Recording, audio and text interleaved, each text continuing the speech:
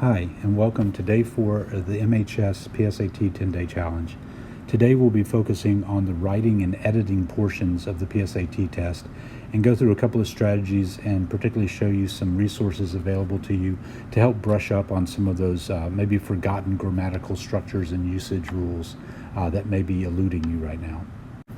So if you're looking for a way to increase the pace of your testing, this section should move fairly quickly if you're familiar with some of the grammatical and usage rules that govern the English language.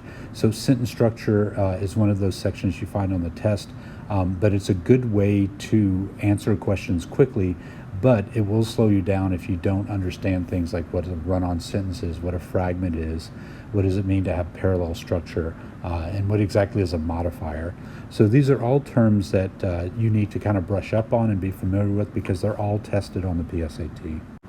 So on this section, you're going to be called upon to recognize both correct as well as inappropriate grammatical shifts and changes in the construction of verb and pronoun phrases. Now, what this means for you is that it's probably a good idea to brush up, and I'm going to show you a QR code that'll take you to a website that gives you a basic rundown of this test as well as maybe some helpful practice exercises to work with. So here's the QR code. I'm going to leave it on the screen for a couple of seconds more so that you can snap a picture of it. And this is going to take you again to the Kaplan preparation test site, which will go over some practice exercises as well as some of these general concepts. So if you open that website, what you'll see is it's the Kaplan website for test prep. And as you kind of scroll down, you'll see they give you some basic information about what a fragment is, what a run-on sentence is, how to recognize one when you come across it. You also see that you get this nice little tip chart that shows you how to make corrections.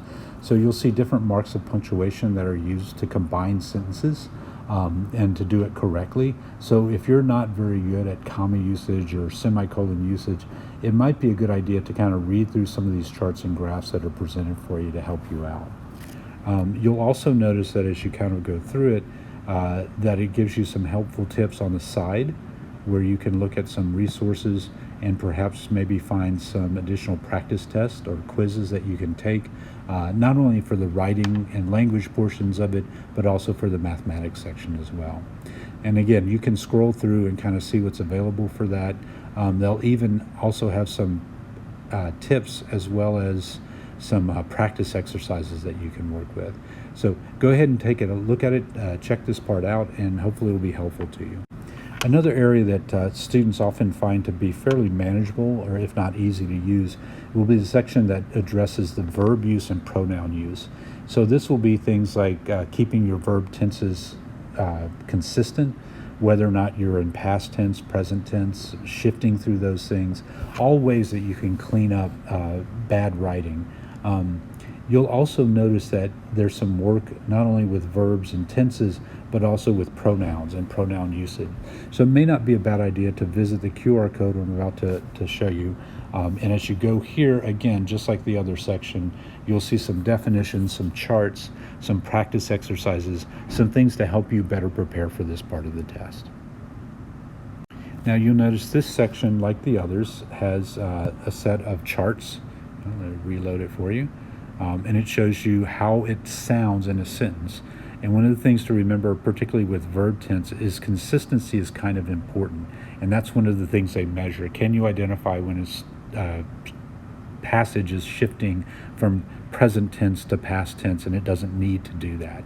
So you can read through, there's some information about moods, indicative, imperative, and subjunctive, what those things are. Although you're not tested on particular terms, it does help if you look through the examples, give yourself a little confidence that you know how to recognize one of these problems and how to correct if it's there. And again, you can also look at the right-hand side of this website, and you'll notice a host of different places you can go for practice for additional help on this test. All right, join us again tomorrow, and we'll take a look at day 5.